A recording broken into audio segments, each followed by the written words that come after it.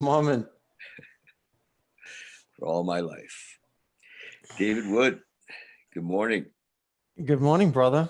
Hey, a couple of the double Davids um, Yeah. On a Monday morning. Uh, Good to see you, my friend. It's good to see you. So just let me introduce you a little bit from my perspective and for the folks that are watching. So David and I go back quite a ways. Would you, 07, maybe before. Yeah. I don't know. I can't even track it. Maybe 15 years, something like that. Yeah, quite a ways. Actually, I stayed at your place in New York once. It was really, really cool. I appreciated that. Thank you again. My son and I, you had a little place on an island uh, in New Yeah, York. Roosevelt Island off Manhattan. Yeah, and stayed there. And I've stayed in your place in Marin County uh, um, in California. And Right here. I guess I have to come visit you in Boulder now. And I've stayed with you in Calgary. Yeah, come and see me in Boulder. I would love that. Yeah, and I never in Bali. You had a place in Bali, and it just never seemed to work out that I ended up staying there. But I certainly visited you in Bali. Uh, so Yeah. uh, I feel wistful about Bali because I was there for 2.5 years. That was a big part of my life, and then learned 3 languages in Bali, and then I was gone the same day with hours notice. And I still, when people talk about Ubud, it calls me the rice paddies, and my few staff that I had were my Balinese friends. And boy, I'd love to go back. well, I think that Bali will be a different place after what's happening right now. It'll get a restart like everywhere else.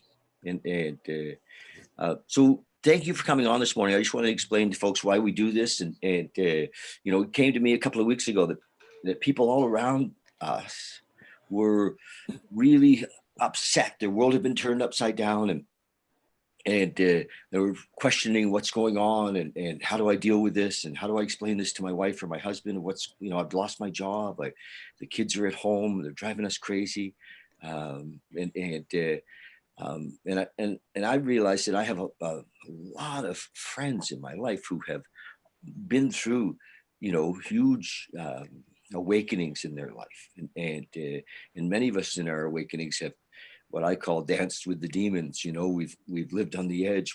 Some of us lost everything, and in that process, and so I wanted to call those people together, and you're one of them to share your story, share a bit about uh, where you found your inner strength, and for us to point towards that to other people, and because it doesn't really matter what happens to us.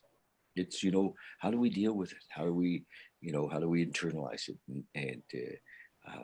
So awakening is an inside job. Now that has really very little to do with the outside. And although as we awaken and the fear falls away, um, we our outside world does change.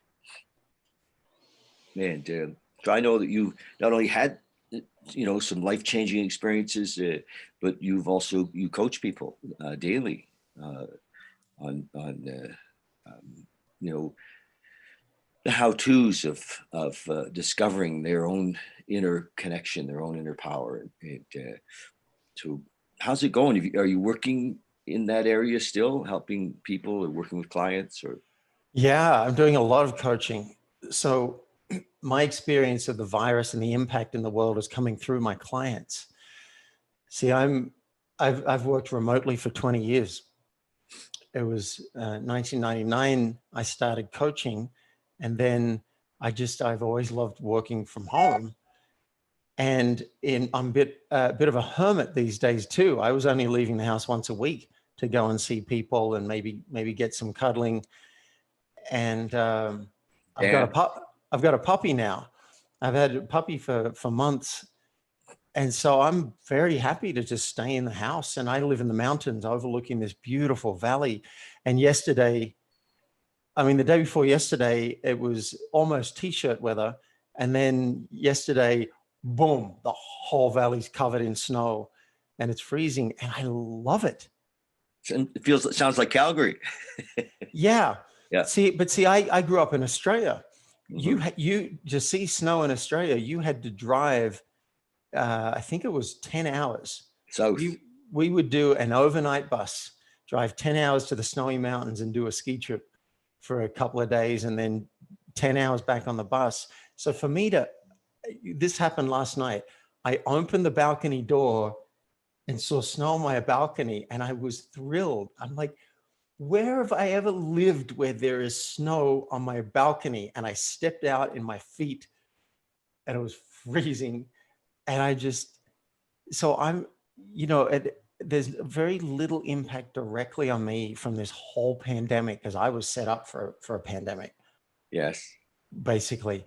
But I'm coaching a lot of people who are having trouble. I coached one guy who told me he was on the edge of a nervous breakdown.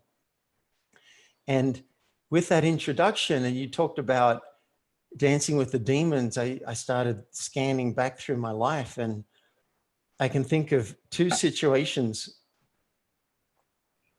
There are three situations where I was facing death. And a friend of mine, Anton Diaz in New York, I don't know if you know Anton, but he told me once that the job of the masculine, not men, but the masculine energy in us is to be able to look death in the eye and possibly even with a grin and say, hey, when the time comes, I'm here, I'm ready. And he was advising me about my partner. He said, she wants to be able to look to you and have you say, it's okay. I've been here before and we'll be fine. And, once I was on a plane from LA to New York and they announced on the loudspeaker, well, we're having a problem here. One engine's caught fire. So we've had to shut that down and we'll be turning around and going back. And I turned to my partner, Bronwyn, who you may have met at some point. I turned to Bronwyn and said, we're good, right? We've said everything we need to say. And she said, yeah, I think we have. And we just held hands. And it was sweet.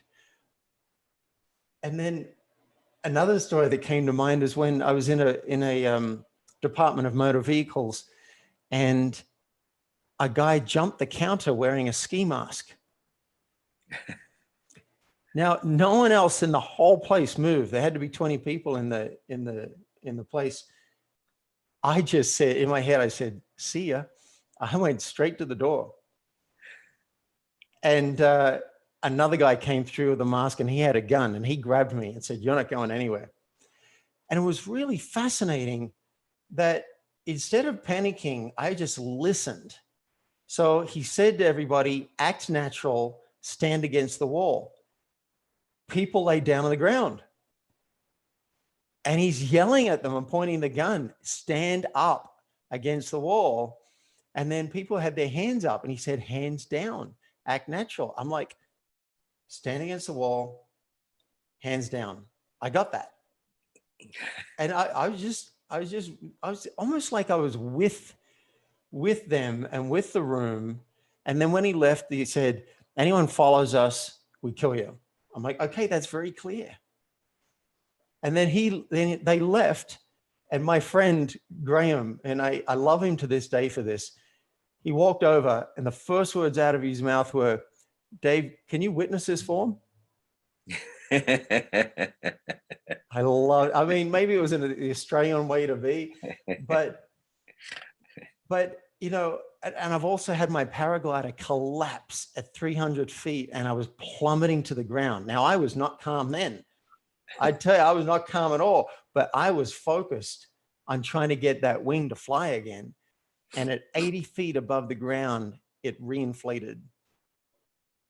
And so I'm here today. So I have faced death.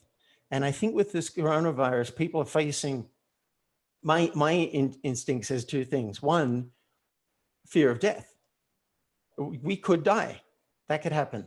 So I think this is a time to confront that and to get good with our fear of death. And the second thing is opportunity. Yeah. yeah, yeah. My friend Robin from Bali said people have not done their work. Yeah. Most people have not done their work around death. We don't face death. We just don't talk about it. And then when the time comes, we're freaking out. And then the second thing is the fear of financial destitution, which, I understand it's the ego's job to keep us alive and to provide for us, make sure that we've got food on the table. And I worry it's minor because I have savings and people still need coaching, but I still worry. And I know some people, it consumes them. It becomes their whole life. They're like, what am I going to do about my business? And what am I going to do about, I've just lost my job, or I'm going to lose my job. How am I actually going to buy food? So I understand that and I have compassion for it. I just believe that we can do our own work and that the worry is optional. It is my understanding that is fear, and I'm active in the 12-step world, and Yeah. in the big book, there's a part in the 4th step where we're dealing with fear, and it says in the big book that fear set in motion trains of circumstance. So it actually calls out that fear creates the reality. And so it's a luxury we can't actually afford. Well, yeah, that's true. And another client of mine, he said his wife was really worried. Yeah. And he, in fact, you might know, I don't think I have his permission to say it publicly, but I think you would know him because he lives in Calgary, an Aussie, living in Calgary. And he said to her, hey, you know better than this. Yeah. He gave her some tough love. He said, you know better than this. This isn't good for your immune system. That too, I mean, everything, Everything. It brings down the vibration of everything. And so, Right. how do we deal with it? I mean, for me, my recipe is helping others. As soon as I'm working with others, I'm not I'm not thinking about me. And immediately, that, and right now there's so many people that we can reach out to and help and share and love. And, we can be on the phone all day talking to people, calling people we haven't talked to in 10 years, and just to say, hey, how are you? And so for me, that's an action step. That's love. Love is a verb, right? The word love is an action step. And so when we go into love, fear disappears. Fear, in the moment, and cannot be in the same space as love. And yeah, I like that. So love is one path to look at. I mean, I take breaks from what I'm doing and I'll go and lie in my bed with my puppy and snuggle with her and cuddle and play. And that definitely helps. Something that helps me is, I had a little bit of worry about Corona when I read the stats, and I thought, wow, everyone's going to get it. And my chance in my age group looks about 1%. Like I got a 1 in 100 chance I'm going to die if I get it. And then my approach is to look at the worst case scenario, imagine it, and see if I can welcome that. sure. Yeah. And so I've imagined getting sick, feeling crappy, which I've done before. I know how to do that. And I hope I would have a great last few days. If I am going to die, I hope I connect with people. I hope I see nature in a different way. If I can crawl out of the house for a little bit. That's how I deal with it, is not by avoiding the idea, but all right, what if that happened?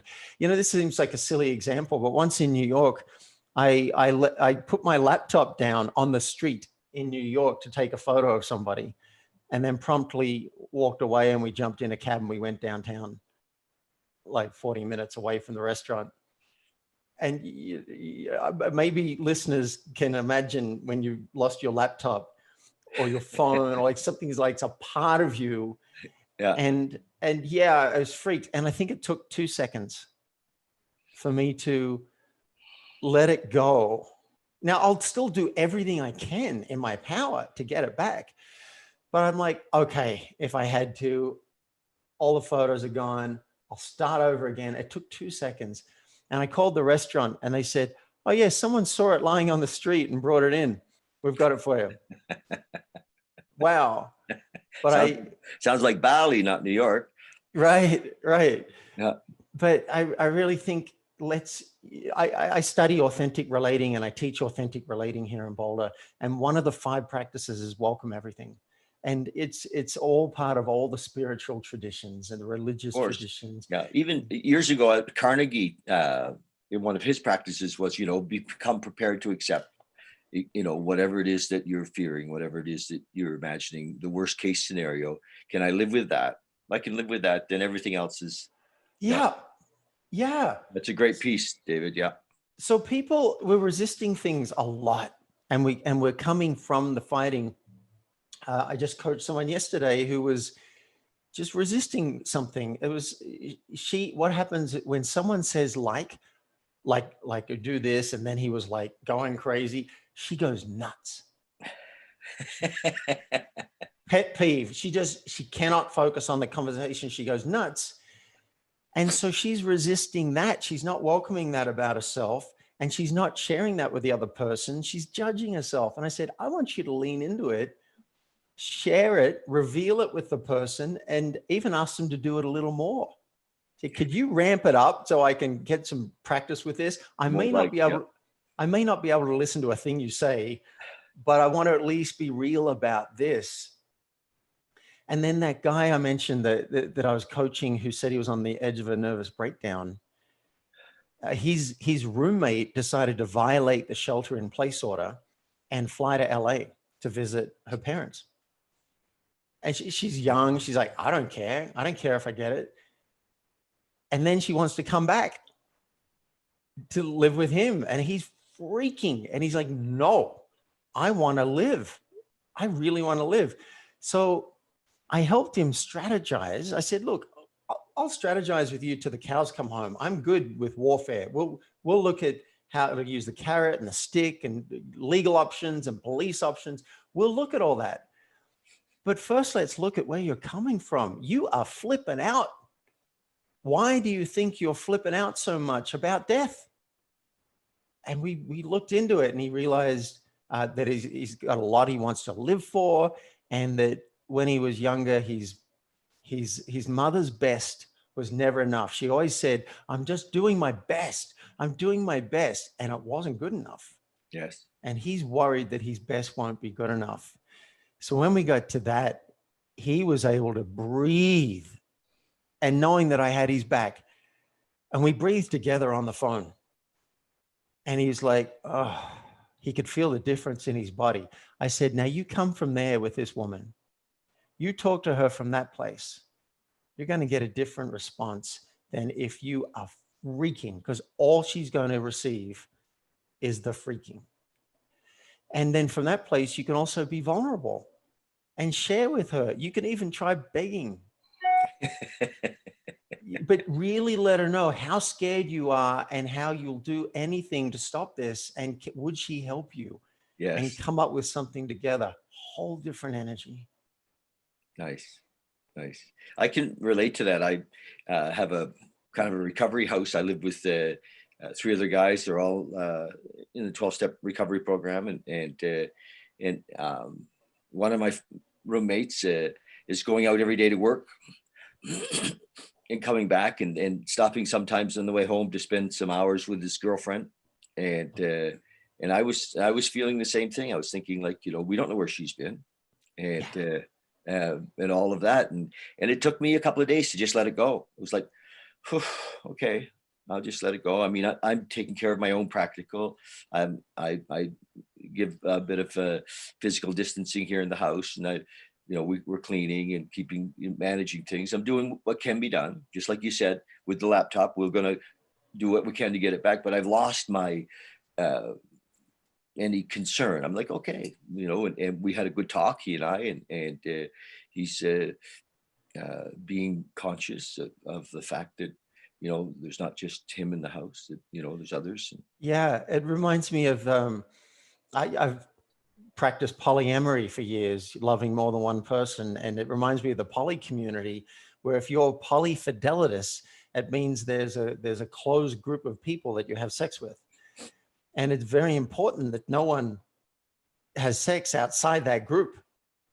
Either that might be unprotected sex is not allowed, but protected sex is allowed, or it might be even unprotected sex is not allowed. And if one person violates that trust, it impacts everybody. And It could do that quickly, but that's right. Yeah, and people, I don't usually have a sense of oneness or connection. That's something I aspire to, but I know the teachers talk about oneness. Well, we're finding out now we are very connected globally, Aren't we? perhaps more than we thought, and we need our brothers and sisters. No, perhaps we are definitely connected more than we thought. No question. It's exciting. Yeah. Your actions can affect me, even from Calgary. You could be spreading it, boom, hits me.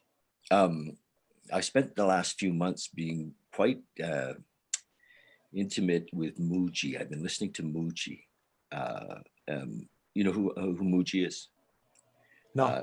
Muji's a spiritual teacher, and he's actually Jamaican, but he held satsang in India, in Rishikesh, for about 4 weeks, and I got to watch live, and it was so clear that his direction, to find that oneness within us, led to an expression of the oneness for all of us, and that we are one being. We really are one being, and in separate form. And it, I had some, I'll call them mystical experiences, because it's hard to exactly share what it was that was happening. But much like last fall, I did the Enlightenment Intensive, or the Satori experience. Tell me who you are, and Oh yeah. days and days of tell me who you are, and all of the outside disappeared, and there was just this oneness, and so having that experience this last few months several times, and so that it's become more accessible in each moment. I'm less in whatever's happening, or in my imagination, or in my thoughts of tomorrow or yesterday. I'm way more in this moment than I've ever been in my life. It's amazing. We spent all those years with Paul, and Paul said, be here now, be here now. And the beauty of the Satori experience is it actually takes us there. It's designed to take us there. And this teacher Muji is amazing at how he was able to take thousands of people into this moment, over and over again. He's just such a great pointer to the moment. I encourage you to have a look at him. For a number of years, I kind of said, yeah, whatever. I would see him, in the peripheral, or friends were following him. Peter Gordon actually was in Rishikesh the whole time. You remember Peter? Oh yeah, I'm still in touch with Peter. Peter's in Rishikesh still, right now. That sounds right. And but he was there and some other friends of mine were there, and people that as well have been following Muji for years. He lives in Portugal. He has a place there, but so for lots of folks, finding a teacher like yourself, you do one-on-one, but finding a teacher that can help them to see repeatedly, and I mean, my life has been about teachers. I'm actually reading an old Ernest Holmes. You remember Ernest Holmes, Science of Mind? It was out of the 50s, but beautiful stuff. And so there's I haven't read him. And Ram Dass, this last year I've listened to Ram Dass a lot.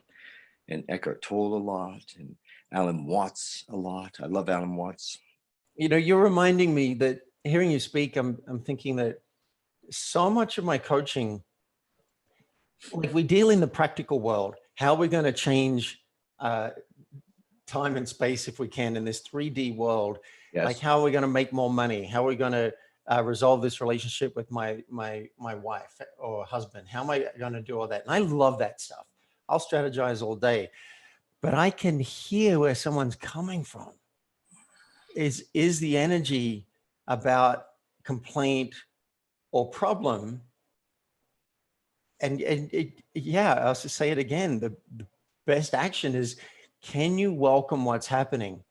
And a lot of people say, well, I can't welcome my father dying or my child dying, or I can't welcome this person being obnoxious with me all the time.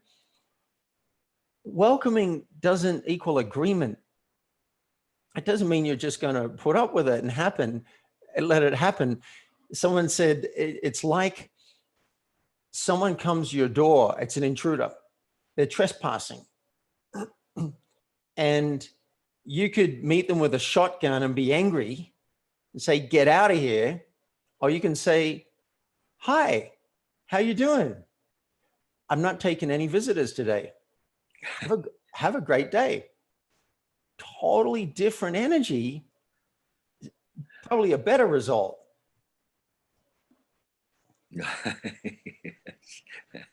Well, you know, when we were with Paul for years, he said, be with what is, be with what is. I know. I remember him saying to Steve de Cordova, he'd say, Steve would be going on and on and on. And he'd just say, I don't like what's happening.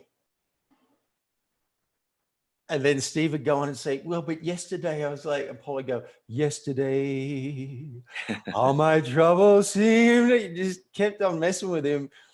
And it often comes down to, I don't like what's happening. Yeah. And that's so powerful to at least welcome that. You know what? This sucks right now. It's terrible. And I hate it. At least welcome that. That's how I am with it. And then sometimes it can shift a little bit. And if not, at least you go down with a smile. Mm-hmm. Yeah. And yeah, easier said than done, right? When people's livelihoods are challenged, they don't know what's going to happen. But something Paul, our teacher, used to say as well, he said, why are you stressing about keeping this job so that you can keep the house? Live in a tent and be happy. Yeah. And that's always been my fallback option. I've never gotten there. That's, oh, hey, I was really worried about money back in Mill Valley when you came and stayed with me. Yeah. I used to worry. And I know that seems strange because I had money, but I've been an entrepreneur for years and you just never know sometimes if the income's going to come in. And I was really worried about going broke. And I hear that millionaires, I'm not a millionaire, but I hear millionaires and even billionaires worry about money. And I had to go into it. What happens? Worst case. And it was fascinating. I think we talked about this back in the day, you know, the whole worst case of pushing a shopping cart, collecting bottles. Wow. I never got to that stage, but I was imagining. That was mine. Yeah. Okay. Yeah. Well, in my scenario, I was like, I could buy a tent pretty cheaply. It might leak a bit. And I bet I could find friends willing to let me have a couple of weeks at a time to live in a backyard or on their property. What I needed was an electricity cable and Wi-Fi. I need my computer and I could watch TV shows and whatever. If I had that, I'd like access to the house to have a shower occasionally, but even without that, I've been to Burning Man. I could get baby wipes and whatever. I could do it and I could probably be fine. Of course. And then I created more ideas. As I brainstormed, I was like, I bet there'd be someone who'd want me to stay for a month and I would be their in-house coach and coach them on their relationship, on their business. And I created a whole new idea. It never came to that. Although I did actually do it last year with a friend of ours. I went and stayed and traded coaching for accommodation because I was traveling for a year and I was trying not to use savings. That was in Calgary, wasn't it? That was in Calgary. Yeah. I actually started doing that model from 15 years ago. When I freaked out, I started practicing it because after leaving Bali, I had to create money and I was building my business from scratch.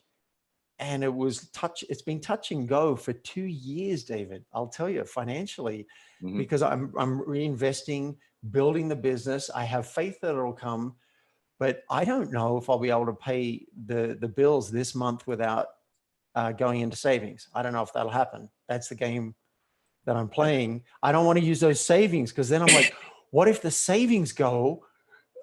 That's my nest egg. So right now, there's, in my opinion, there's a lot of people who want what you have. You're a great strategizer. You're a great, in the field of helping people to see their possibilities, in time and space. Yeah. How do we shift this world? I love those games. That. And I had to, for me, after 30 years of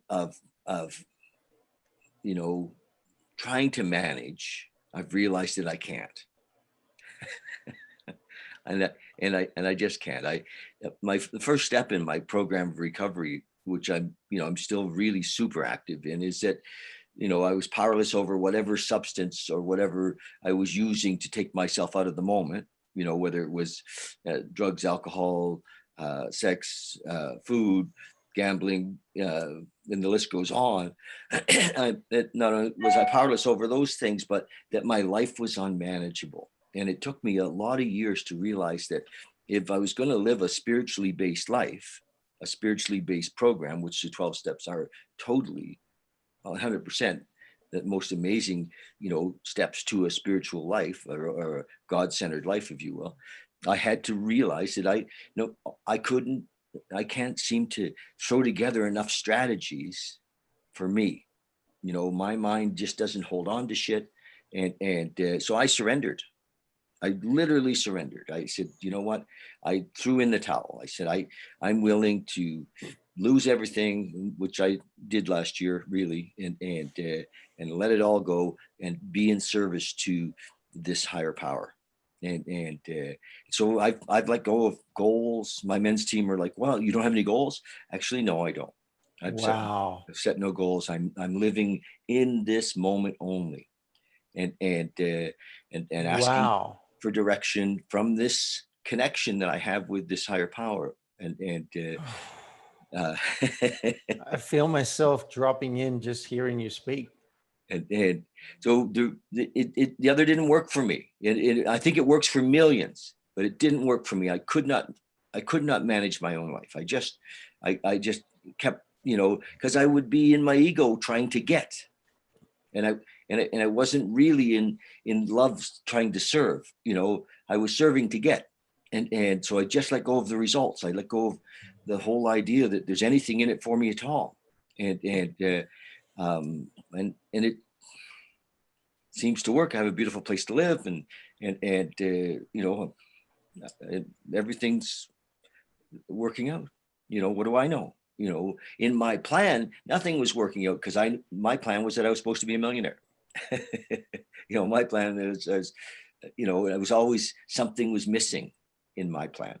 There was never enough, and so I was never really satisfied. I was dissatisfied, and today I'm totally satisfied because I have you in this moment.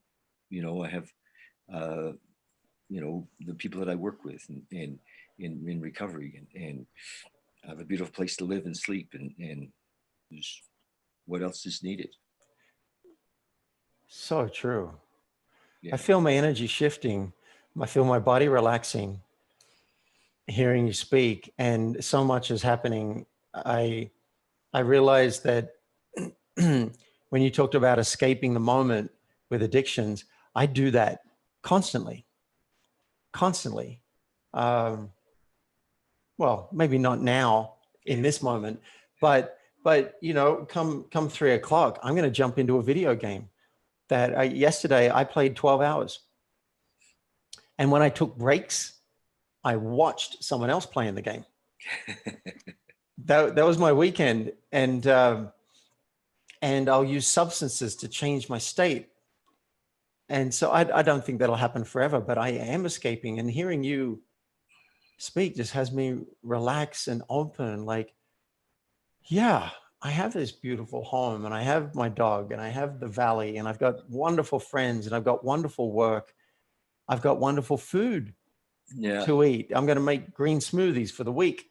And David, you Today. got to spend time with one of the master teachers on the planet. And I'm thinking of, what was her name? Oh, that was the next thing I was going to say. Byron Katie. Yes. I mean, you got to spend one-on-one, and Byron takes these 12 steps and just,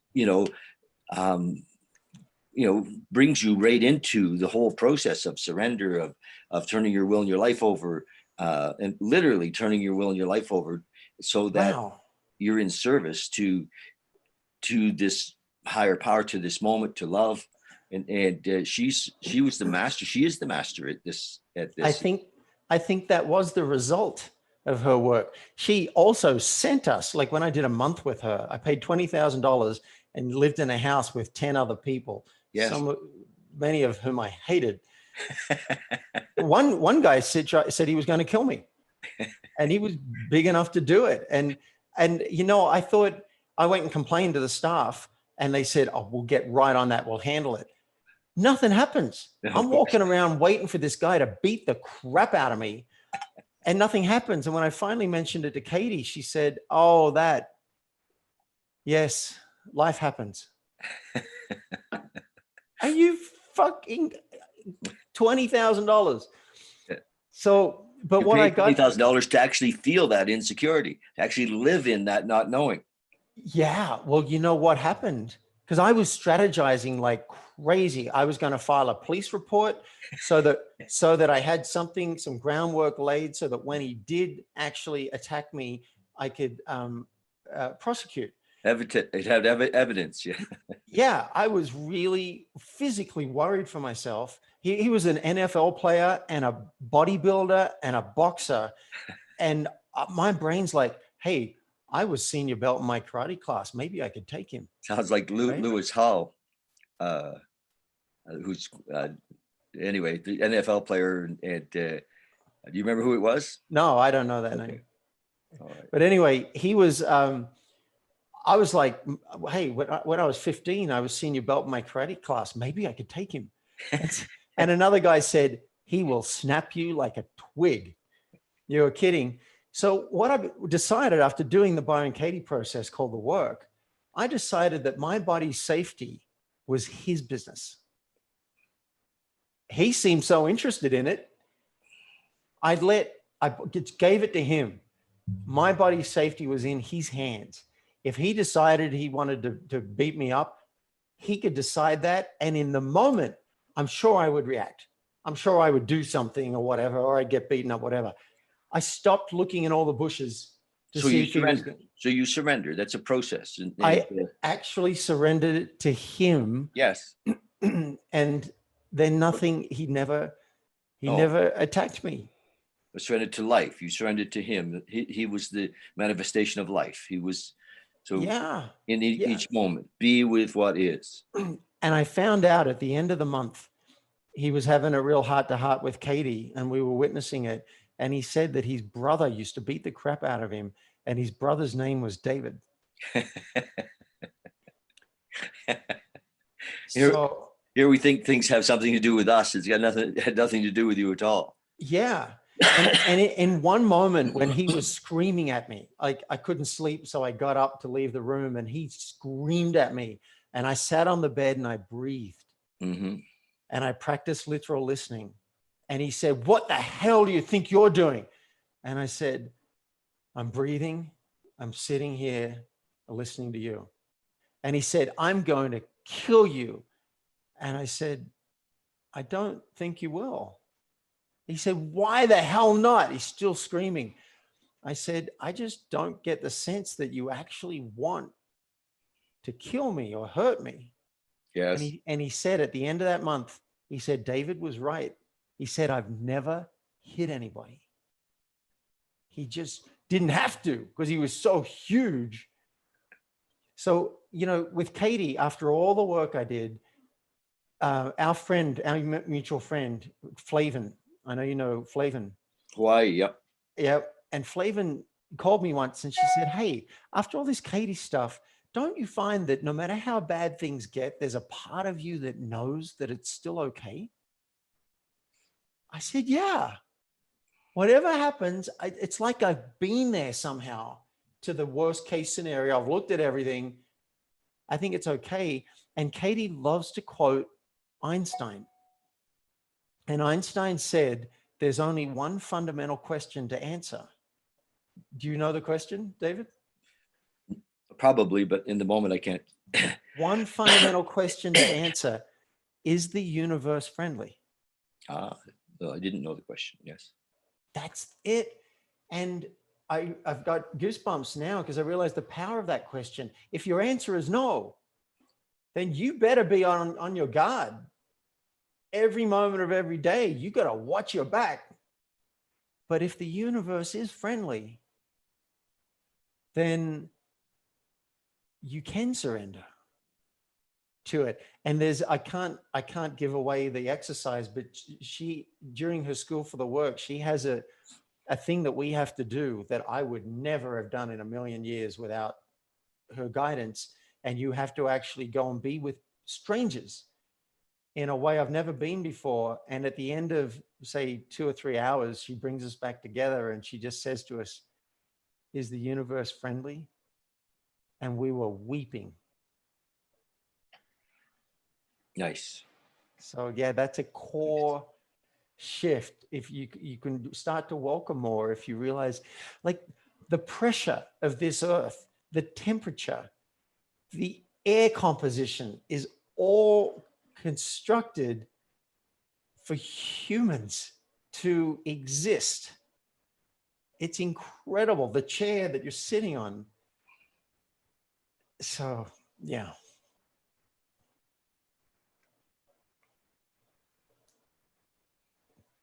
Nice. David, before we leave, if you have a couple of words for people, you know, to going forward, and I also want to put your information here so that people can find you. If individuals want coaching and so that they can find you, and, you know, you have a great mix of the practical and I believe the spiritual, and to help people to see their possibilities in each moment. And you know, you've studied with some great teachers over the years and become one. So in this moment, would you give people that are waking up without a job, that are waking up concerned about their future? Yeah. I would say it's okay to be where you are right now. If you're worried, okay, name it. Tell people, yeah, I'm worried, but tell them not from, oh, I'm worried. You know, tell them from, yeah, I notice there's worry in my body. My mind wants to work out what's going on, and that's okay. I'm not going to worry about the worry because that starts an endless loop. So just see if you can welcome where you are, and it's okay. You know, the ego wants to help you. So it's going to do its thing, but there's another part of you that might be able to watch it and go, all right, I'm going to embrace, almost like parent myself, hold myself. I think it's a great time for self-care. While everything's going on and while there might be some worry, make sure you get yourself out for a walk. If you don't have a pet, now might be a good time. Be kind to your partner and still strategize. still put out 100 job applications and hustle to get clients and still do all of that. But I think a little self-care can go a long way, because ultimately that's all that really matters. You're unlikely to die today. It's unlikely. It could happen, but you're unlikely to die today. So, and even if you are going to die, if you do get corona and you've got pneumonia, you know, there's a quote, I got it from the West Wing, where someone says something about, why does it matter how you fall down?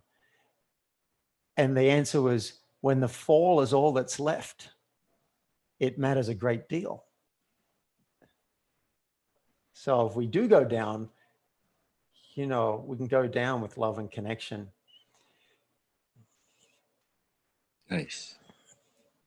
Well, thank you. And You're welcome. Shall I tell people where they can find out more about me? sure. Yeah, I love coaching. I love coaching. And I coach people who don't want just their business or career to be better, but they want everything to be better. So I tend to straddle both worlds, would deal with business and career and life and how the two intertwine. And so if you're interested in up leveling, I do discovery sessions with people, and I don't charge for that if you qualify for it, because it's how I find the right people to work with long term. And you can request a session with me at playforreal.life. Playforreal.life. And I also have a podcast, which it's coming on episode 25 right now. Byron Katie has been on it. Jack Canfield's been on it. I've been on it. It's playforreal.life. So I'd love you guys to come and listen there if you'd like to hear about tough conversations with David Wood. And I actually train people and myself on how to lean into speaking our truth 30% more than we do right now. And life seems to get better. Do you have a YouTube channel as well? Pardon? Are you on YouTube as well? Yeah, Tough Conversations with David Wood is also a YouTube channel. You can, I just said YouTube. It's even shorter. Yeah. Yeah, you can Google that. I'm on lots of social media, but you can find me at playforreal.life. Thank you. Thanks for your time this morning, my friend. You know, I mean, the bottom line, I think, is for us to be present, to be with what is. Like you said, you know, if we're worried, be with the worry, feel it, experience it. And when we're present, things do seem to shift. Yeah. And shift happens. Yeah. And so love you. And just thanks for giving us this time this morning. And I'm sure we'll be in touch. And I'll send you, we have some of this recorded. Actually, it's interesting because you recorded the first half. I recorded the second after you came back. Oh. And so we can play with it. Great. And I want to tell you, David, I want to thank you, because last year I did, in the last 12 months, I've done about 100 interviews, and you were my first. Oh, yeah. March last year, we sat down on meditation stools in Calgary, and that was my first interview. And since then I've done 99 more. So, wow. Yeah, it's been a big journey, and you were the start of that. Thank you. Okay. Love you, brother. We'll talk soon. Yes. Be safe. And see you soon.